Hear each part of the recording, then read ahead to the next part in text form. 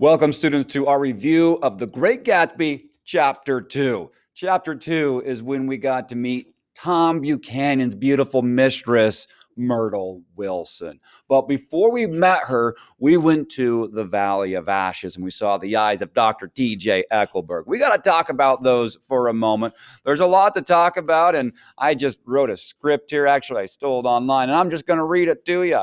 So, Valley of Ashes. Okay, so these big eyes of Dr. T.J. Eckelberg, it's a billboard, and they're looming over the Valley of Ashes, which Nick and the others have to pass through anytime they travel between the eggs and the city.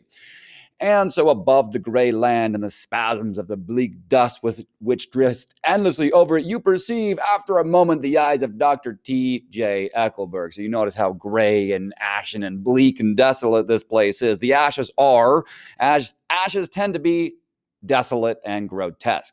Think of the Valley Ashes as one big gray reality check, and I want you to compare the Buchanan's house and the Buchanan's house and Gatsby's lavish parties that you're going to read about in this chapter, and I want you to compare those. We've got completely polar opposites. You quickly realize that not all the world is as privileged as our cast of characters. Okay, then we get the eyes. Again, another big symbol in The Great Gatsby. The eyes of Dr. T.J. Eckelberg. It's a billboard. It's a second notable pair of eyes in the novel. You're going to meet another pair of eyes, Dr. Owl Eyes in Chapter 3. Pay attention to old Owl Eyes. He's fun. But these ones are a little different from the ones at the party at Gatsby's house. The eyes of Dr. T.J. Eckelberg are blue and gigantic. Their retinas are 1 yard high. They look out of no face, but instead from a pair of enormous yellow spectacles with pass over non-existent nose. They're a lot like the I-15 billboards for Ken Garff, those big disembodied ears. Ken Garff, we hear you. We've got Dr. T.J. Eckelberg, eyes, I see you. It's a little bit creepier, though. This description is only slightly less freaky once you realize that they're not actually giant disembodied eyes. They're on a billboard for an eye doctor.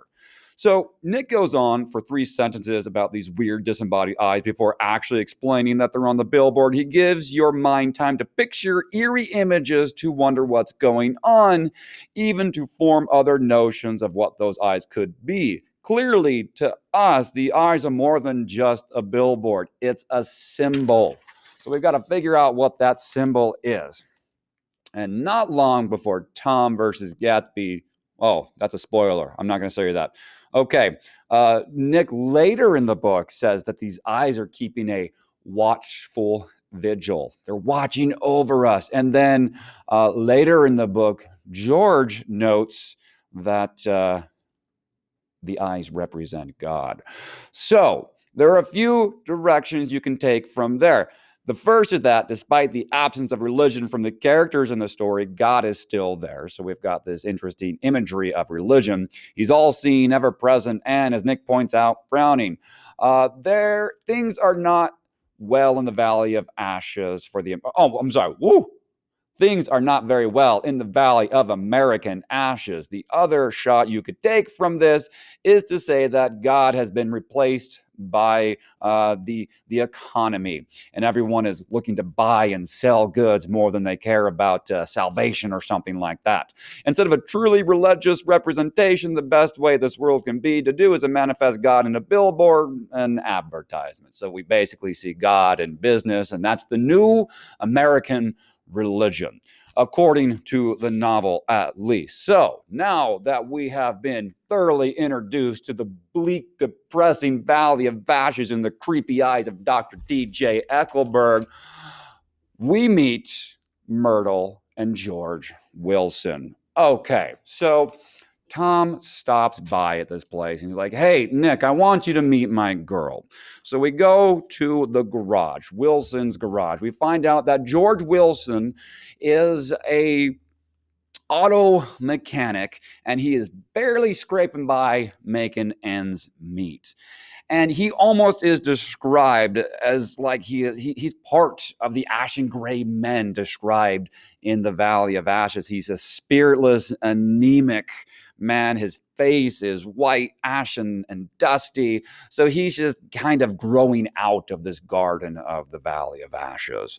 Now, then we meet Myrtle Wilson, George's wife. And George's wife walks through George like a ghost, comes and greets Tom. And then Tom says, "Hey, meet me in New York City." You'll notice that George has no idea about this affair. Tom has pulled the wool over his eyes. Tom keeps promising George that he's going to sell him his fancy schmancy blue car. And so every time George sees Tom, he's like, "Oh, Tom, nice to see you. When are you going to sell me that car?" And Tom's like, "I'll get it to you. Just don't be patient. Be patient." Really, that's his cover story so he can go pick up Myrtle Wilson for his extracurricular activities. And then Myrtle keeps disappearing, but George is so worried about his business and trying to put food on the table. And Myrtle just says, "Hey, I'm going to go meet my sister in the city." George has no idea what is actually happening. So eventually, the three of them end up in New York City in an apartment. Now, who owns this apartment? It's our good boy, Tom. Tom has a fancy house over in East Egg. Why does he need an apartment in the city? Well, this is not his first rodeo.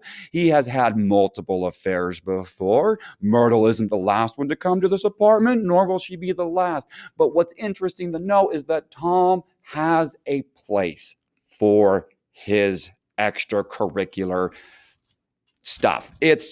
The guy's an absolute jerk. Anyway, we go to this party and they hang out for a little bit, and Tom and Myrtle disappear, and Nick feels awkward, and whatever you think is happening is probably happening.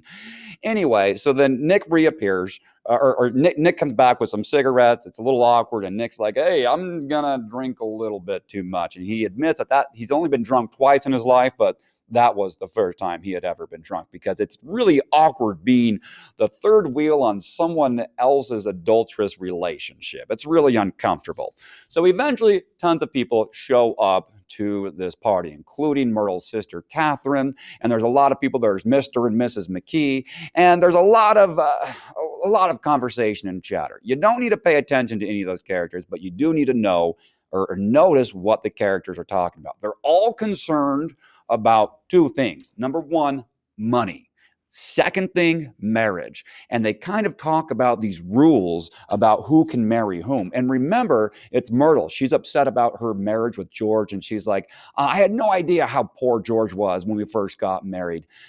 Had I known he was that poor, I wouldn't have married him." And like a few days after their wedding, someone knocks on the door and asks for the coat back. And Myrtle's like, "Wait, what coat?" And she finds out that her husband had to borrow a suit coat in order to get married. So now Myrtle's crying and devastated because she realizes that her material dreams, remember all that stuff about the Valley of Ashes and consumerism and buying all that stuff, and that's her American dream, just tons of stuff. Her husband's never going to be able to provide that for her. So she is devastated and heartbroken. She's been in this marriage for 11 years. Eventually, she meets Tom on a train, and then she's like, YOLO, and they decide to do what they do. And at this party, everybody's talking about who should marry whom, and they kind of have these rules. Let me see if I can find it right here. Yes. Eventually, on page 10, someone says, "Lucille, that man's way below you." So evidently, according to these people in this house party, rich people should marry rich people, middle class should marry middle class, and poor should marry poor. People are supposed to stay in their socioeconomic lanes. A poor guy should not be pursuing a rich girl, and vice versa. Well, that's kind of ironic when you think about this, because Myrtle from the Valley of Ashes is pursuing Tom Buchanan of East Egg. And she really believes she has a shot at this. In fact, they've discussed marriage before, and everybody knows about this. Catherine knows about this. The McKees know about it.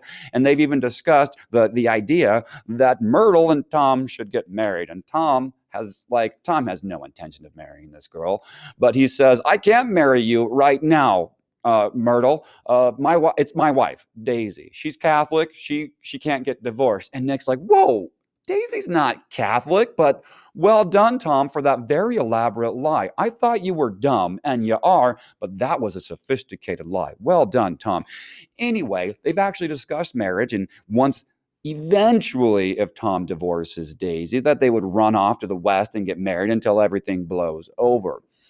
But that's not going to happen. That's just the lie that Tom tells Myrtle so he can continue to exploit Myrtle. So he's using his money, his power, his wealth in order to manipulate Myrtle to get the things that he wants. He doesn't care about Myrtle at all. Now, later in the party, oh, by the way, if you pay close attention, a lot of alcohol was consumed. Later in the evening, there's a fight between Tom and Myrtle. And the fight is over whether or not Myrtle is allowed to say Daisy's name.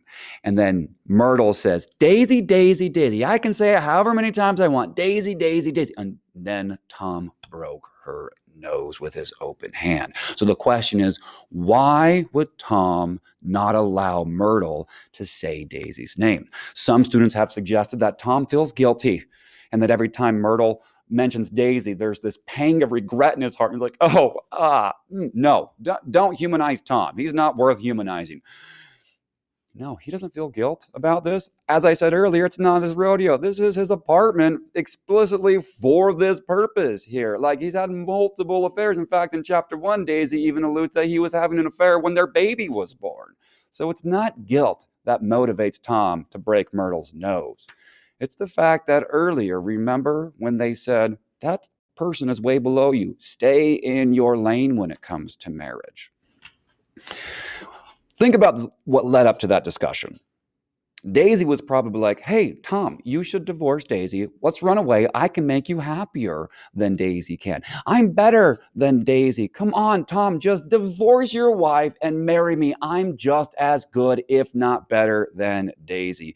To which Tom is thinking, but just replies with his fist and says, no, Myrtle, you are just a common, poor, filthy woman from the Valley of Ashes. That's all you'll ever be. And he puts her back into her place with violence.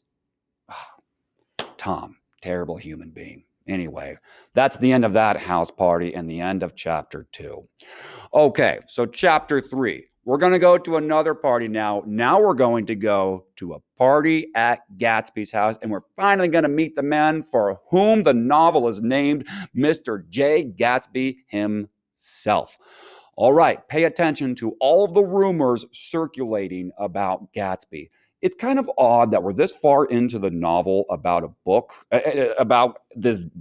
The book is called The Great Gatsby. It's about Gatsby. And finally, in chapter 3, halfway through, we're finally going to meet the dude. Nobody knows who he is, including us readers right now. So there's tons of rumors circulating about who Gatsby is and where he gets his money. Pay very close attention to those rumors. Pay close attention to our good boy, Owl Eyes. He's got some interesting things to say in the library. You're also going to read the best drunk driving scene in the history of American literature. I'm excited for you about that. Okay, folks. As always, this is Mr. Balkelt. If you have any questions, let me know. Email me. Keep reading, keep learning.